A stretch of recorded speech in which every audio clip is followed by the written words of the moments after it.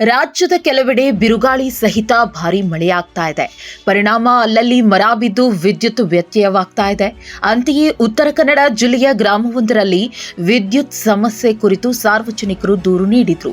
ಈ ವೇಳೆ ಸ್ಥಳಕ್ಕೆ ದೌಡಾಯಿಸಿದ ಕೆಪಿಟಿಸಿಎಲ್ ಸಿಬ್ಬಂದಿಯು ಹೆಸ್ಕಾಂ ನೆರವಿನೊಂದಿಗೆ ನೆರೆ ನೀರಿನಲ್ಲಿಯೇ ತೆರಳಿ ವಿದ್ಯುತ್ ದುರಸ್ತಿ ಮಾಡಿದ್ದಾರೆ.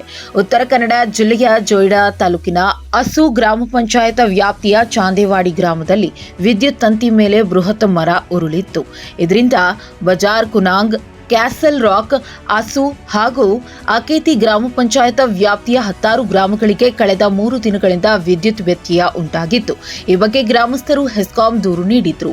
ಮರ ಬಿದ್ದ ದಿನದಿಂದಲೇ ದುರಸ್ತಿ ಕಾರ್ಯಕ್ಕೆ ಸಿದ್ಧವಾಗಿದ್ದ ಹೆಸ್ಕಾಂ ಮತ್ತು ಕೆಪಿಟಿಸಿಎಲ್ ಸಿಬ್ಬಂದಿ ಈಜುಪಟುಗಳ ಸಹಾಯದಿಂದ ಗ್ರಾಮಕ್ಕೆ ತೆರಳಲು ಪ್ರಯತ್ನಿಸಿದ್ರು.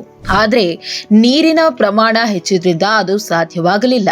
ಕೊನೆಗೆ ಗ್ರಾಮಸ್ಥರು ಹಾಗೂ ರಿವರ್ ರಾಫ್ಟಿಂಗ್ ತಂಡದ ಸಹಾಯದಿಂದ ಒಟ್ಟು 13 ಮಂದಿ ಹೆಸ್ಕಾಂ ಹಾಗೂ 6 ಜನ ರಿವರ್ ರಾಫ್ಟಿಂಗ್ ತಂಡದ ಸದಸ್ಯರು ಸೇರಿ ಸುಮಾರು 600 ಮೀಟರ್ನಷ್ಟು ದೂರ ಬೋಟ್ನಲ್ಲಿ ತೆರಳಿ ವಿದ್ಯುತ್ ದುರಸ್ತಿ ಕಾರ್ಯವನ್ನ ಯಶಸ್ವಿಯಾಗಿ ಮುಗಿಸಿದ್ದಾರೆ.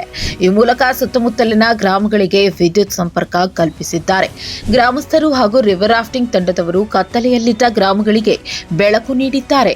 ಹೀಗಾಗಿ ಹೆಸ್ಕಾಂ ಮತ್ತು ಕೆಪಿಟಿಸಿಎಲ್ ಸಿಬ್ಬಂದಿಯ ಕಾರ್ಯವೈಖರಿಗೆ ಗ್ರಾಮಸ್ಥರು ಧನ್ಯವಾದಗಳನ್ನು ತಿಳಿಸಿದ್ದಾರೆ.